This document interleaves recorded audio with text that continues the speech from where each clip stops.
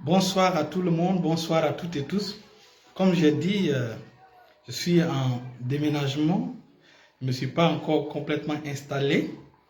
Et donc, par la grâce de Dieu, la semaine prochaine, le décor sera bien. Alléluia. Père Céleste, nous te confions ce direct. Parle-nous. Utilise, Seigneur, ma bouche pour nous édifier au nom puissant de Jésus. Au nom puissant de Jésus. Merci Seigneur, nos cœurs sont disposés à écouter ta parole et à l'appliquer au nom puissant de Jésus. Merci parce que ta parole viendra avec puissance pour délivrer, avec puissance pour guérir, avec puissance pour oindre, avec puissance pour transformer, pour transfigurer, pour ta gloire au nom de Jésus. Seigneur, merci parce que ton esprit est déjà en mouvement pour nous enseigner, pour nous équiper. Nous te confions ce direct. Prends toute la gloire au nom puissant de Jésus. Dans le beau et précieux nom de Jésus, nous avons prié. Alléluia, alléluia. Alors, nous sommes dans la plateforme Montagne de Transfiguration. Actuellement, nous ne sommes pas à l'école de la foi. Pourquoi? Parce que l'école de la foi, disons que la Montagne de Transfiguration nous enseigne la prière. La Montagne de Transfiguration nous montre la voie comment être transfiguré. Alléluia. C'est pourquoi nous sommes sur la plateforme Montagne de Transfiguration. Nous avons trois plateformes. Nous avons la Montagne de Transfiguration, nous avons l'école de la foi et nous avons l'école de l'esprit. Alléluia. Toutes ces plateformes-là sont au service de la mission évangélique Étoile du matin. Restez bénis, restez bénis, restez bénis au nom de Jésus. Alors, nous sommes dans notre direct. Il faut comprendre ceci.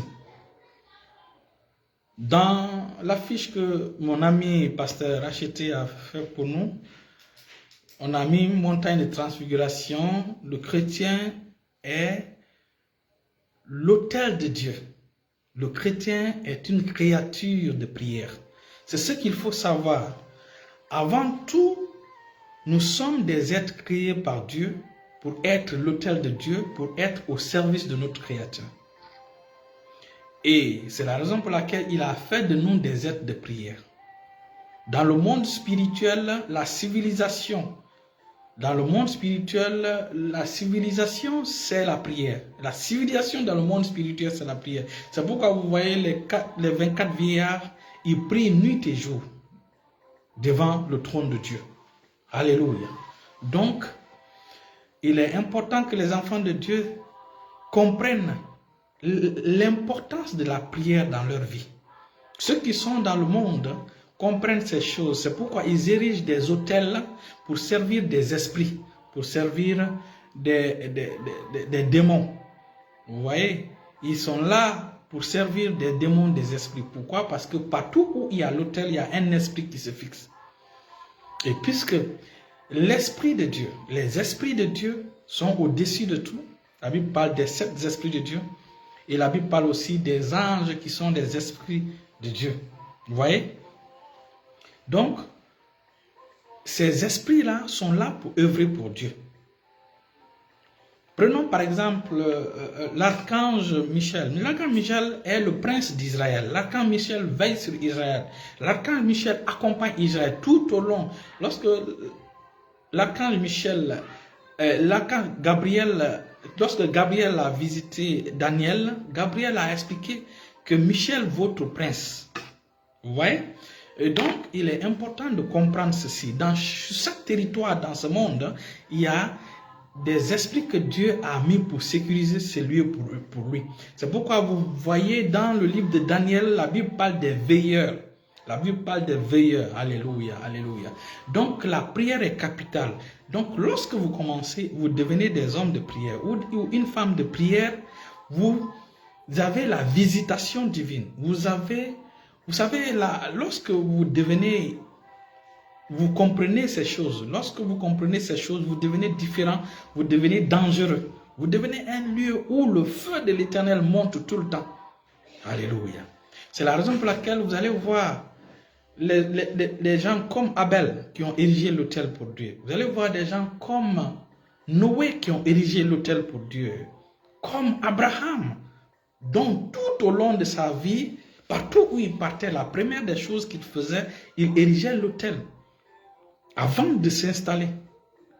Nous autres, quand nous allons dans un nouveau lieu, on n'a pas cette conscience-là. Et nous avons vu que Dieu était avec eux. Dieu a fait de leur vie un succès. Dieu les a élevés. Dieu a fait que leur témoignage reste jusqu'aujourd'hui. Tu veux que ta vie compte pour le Seigneur, commence maintenant à prier. Tu veux que ta famille soit délivrée, ta famille soit sauvée, commence à prier. Que tu sois une femme ou un homme, commence à prier. N'attendez pas que ce soit des pasteurs seulement qui prient, ou des diacres qui prient, ou des prophètes qui prient, ou des apôtres qui prient. Chaque enfant de Dieu doit avoir une vie de prière solide. C'est sur cette vie de prière que ta vie est assurée. C'est sur cette vie de prière que ta destinée est sécurisée. Vous savez, nous sommes dans un monde méchant, dans un monde mauvais. Mais si tu ne pries pas, les ténèbres vont envahir ta vie. Les ténèbres vont envahir ce que tu fais. C'est la raison pour laquelle beaucoup manquent leur saison. Beaucoup manquent le temps de leur visitation parce qu'ils n'ont pas une vie de prière. Donc aujourd'hui, je vais vous inviter à décider d'avoir une vie de prière solide. Une vie de prière solide. Et quand on parle de prière, Dieu nous a donné, pour un départ, si tu n'es pas encore baptisé dans le Saint-Esprit, ce n'est pas grave. Tu peux prier en français, tu peux prier en anglais, tu peux prier dans ta langue, jusqu'à ce que le Saint-Esprit te baptise, que le Seigneur te baptise du Saint-Esprit et de feu. Que le Saint-Esprit te donne cet outil extraordinaire de prière qu'on appelle le parler en langue. Le parler en langue est capital. Vous voyez, Jésus dit, en mon nom, il dit, voici les signes qui accompagneront ceux qui ont cru. Il dit, en mon nom, ils chasseront les démons. Ils parleront de nouvelles langues. Ici, de nouvelles langues, ce n'est pas le français, ce n'est pas l'anglais. Il parle de la langue de prière que Dieu nous donne comme outil de prière pour pouvoir prier 1 heure, 2 heures, 3 heures sans se fatiguer. Et lorsqu'ils parleront de nouvelles langues, vous voyez, lorsque vous étudiez le grec de ce mot, vous allez comprendre que même nous qui nous sommes baptisés dans le Saint-Esprit, la nouvelle langue, c'est pas la nouvelle langue dont il s'agit. Quand nous étudions la racine du mot qui a été utilisé, ça veut dire qu'une langue fraîche, une langue comme l'amour de Dieu se renouvelle chaque matin. De la même manière, notre parler en langue se renouvelle. C'est-à-dire que ça devient frais. C'est frais. Une langue fraîche, pas une langue sèche. Alléluia. Et c'est à ce niveau que Satan te devient dangereux au diable. C'est à ce niveau que la Bible déclare que Dieu a fait de ses anges des vents, mais de ses serviteurs des flammes de feu. C'est à ce niveau où tu deviens flamme de feu. C'est à ce niveau où quand Satan te voit, il se rappelle de son jugement qui vient. Quand les démons te voient, ils tremblent devant toi. Quand les sorciers veulent s'élever contre ta vie ou contre la vie de ta famille, ce feu-là les effraie, ce feu-là détruit tout ce qu'ils font. Alléluia. Voilà pourquoi il est important aujourd'hui de commencer à prier. N'attendez pas que vous soyez harcelés dans la nuit. Vous soyez harcelés pour commencer à prier. N'attendez pas que vous commencez à avoir des défis dans la vie pour commencer à prier. Non. Prenons Daniel. Daniel avait une vie de prière solide. Quand les défis venaient, c'est sa vie de prière qui assurait sa vie qui assurait sa protection à Babylone. C'est sa vie de prière qui assurait sa protection à Babylone. Vous voyez, Daniel était dans un milieu qu'on appelle Babylone. Vous ne connaissez pas Babylone. Un jour dans mes directs, j'ai parlé de Babylone, ce que signifie Égypte, ce que signifie Jéricho, ce que signifie Babylone. Donc, Babylone n'a pas pu maîtriser Daniel parce que Daniel, sa vie était sur l'autel. Donc sa sécurité ne dépendait pas de la puissance de Babylone, mais de la puissance du Dieu qu'il sert. C'est pourquoi vers la fin de sa vie, il dit, ceux qui connaîtront leur Dieu, ils seront forts et ils feront les exploits. Ça veut dire que ceux qui vont suivre le secret de Daniel. Alléluia. Donc j'invite nos sœurs, j'invite nos frères à commencer vraiment à avoir une vie de prière.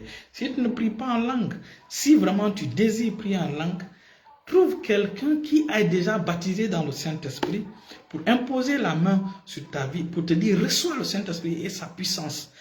Et là, tu vas recevoir ce don extraordinaire qui est disponible pour chaque chrétien, pour tous les chrétiens. Vous savez, le parler en langue, c'est quelque chose que les gens... Pourquoi les gens ne parlent pas en langue? Pas parce que le Seigneur ne les a pas encore baptisés du Saint-Esprit de feu. Le Seigneur les a baptisés, mais ils ont honte de parler.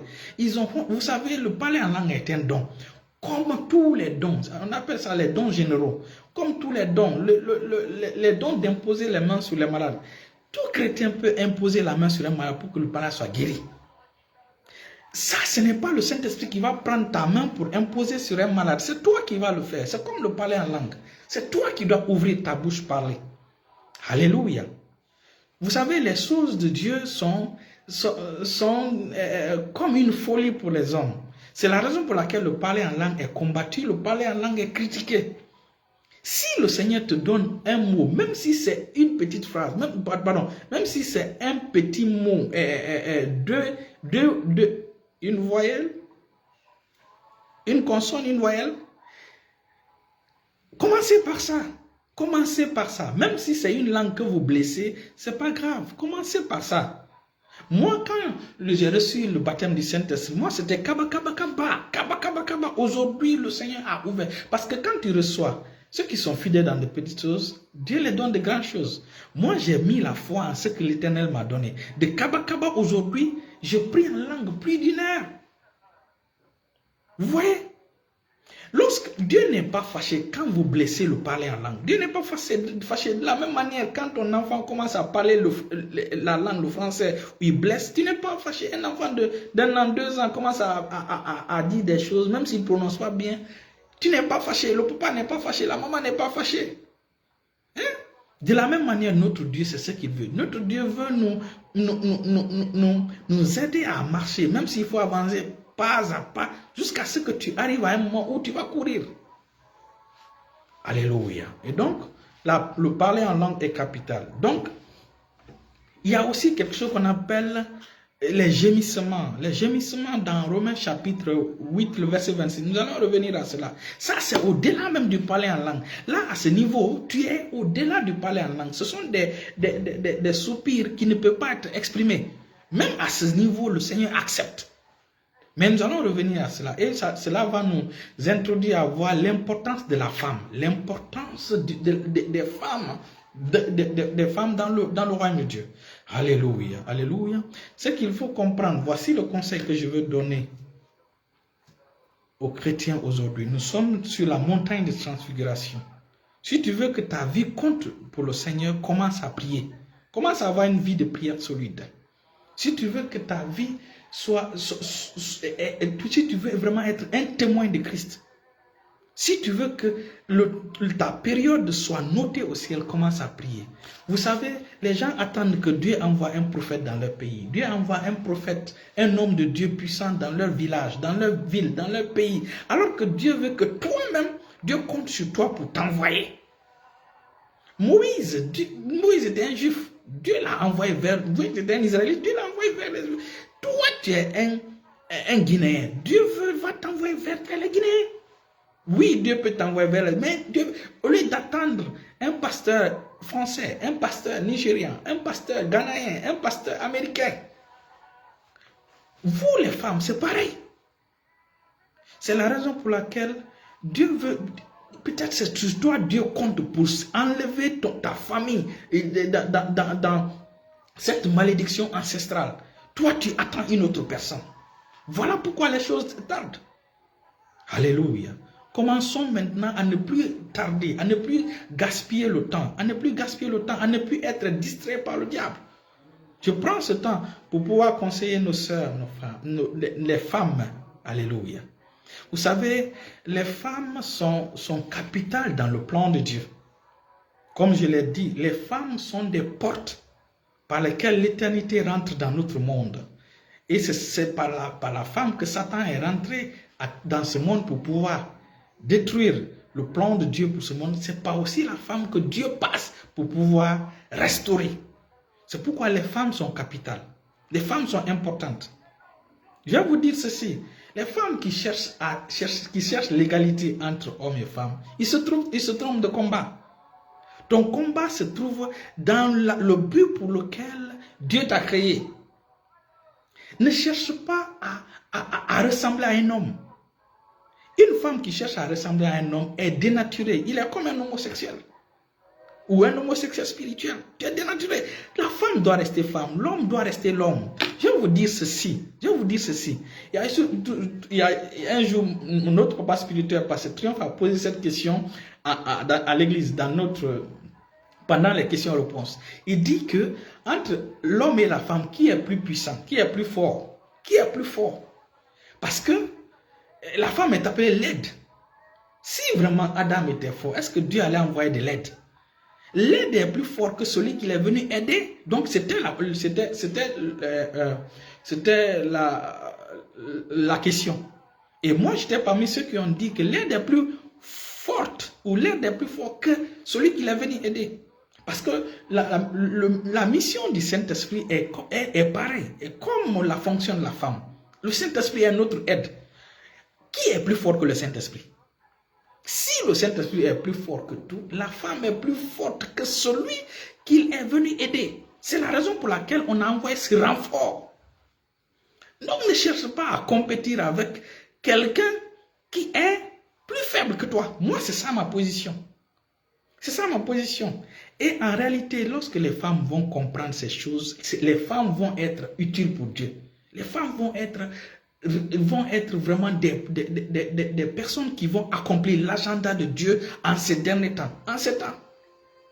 Alléluia. C'est la raison pour laquelle vous voyez, Satan distrait beaucoup les femmes. Satan distrait les femmes. Distrait les femmes par le commérage. Distrait les femmes par le manque d'accepter ce que la parole de Dieu dit. C'est ça le problème. C'est ça le problème.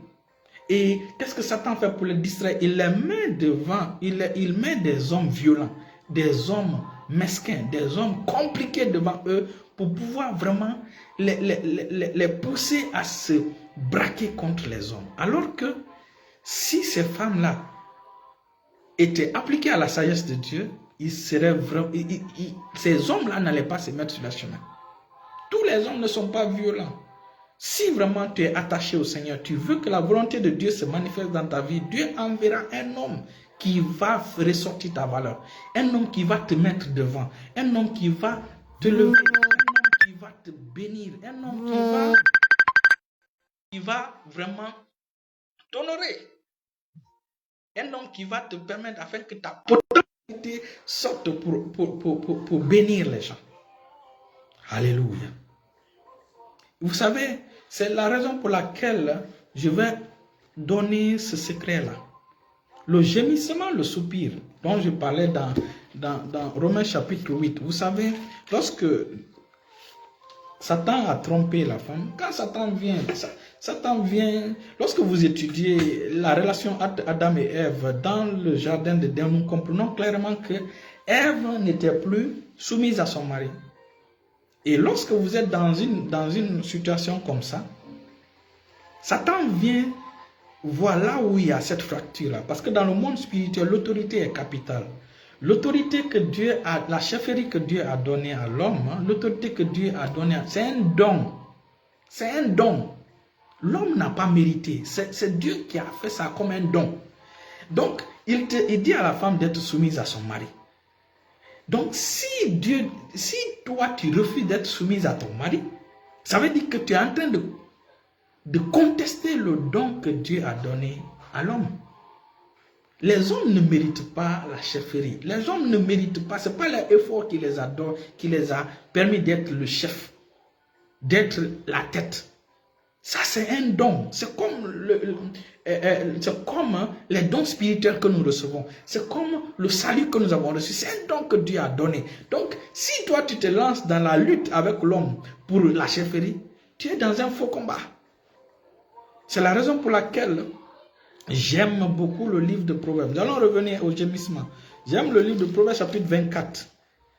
C'est Dieu qui vous a créé. Ce n'est pas les Blancs qui vous ont créé, ce n'est pas les Africains qui vous ont créé.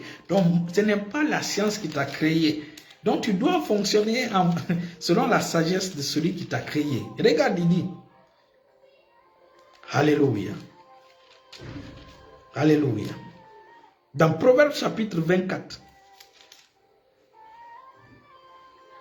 je lis dans le nom de Jésus, il dit, à partir du verset 3, il dit, c'est par la sagesse qu'une maison s'élève. C'est le Créateur qui te dit, c'est par la sagesse qu'une maison s'élève. Et par l'intelligence qu'elle s'affermit, qu'elle devient solide. Car la science, c'est par la science, ça veut dire la connaissance, que les chambres sont remplies de tous les biens précieux et agréables. Donc, dans ces deux versets-là, Dieu nous montre le chemin, Dieu nous montre la stratégie. Il dit que c'est par la sagesse qu'une maison est bâtie. Donc, nous avons besoin de la sagesse de Dieu pour bâtir notre vie. C'est la raison pour laquelle dans cette montagne de transfiguration, nous enseignons la prière qui est capitale. Alléluia. Bienvenue, homme de Dieu. Carole Ngombe. Bienvenue, bienvenue. Donc, ce que tu as besoin, c'est la sagesse de Dieu. Donc, et l'intelligence, par l'intelligence, nous affermissons. Maintenant, il dit, c'est par la connaissance que les chambres de ta maison, les chambres de ton âme sont remplies de biens précieux et agréables. Donc, par la sagesse, par la connaissance de Dieu, par la connaissance qui vient de l'Éternel. Donc, une femme doit savoir d'abord qu'est-ce qu'on doit utiliser pour bâtir sa maison. Il dit, c'est pas la sagesse. Et cette sagesse-là de Dieu, il dit, femmes, soyez soumises à vos maris. Puisqu'elle n'était pas soumise à son mari. Vous savez, il y a la façon dont Dieu parle est différente de la façon dont Satan vient.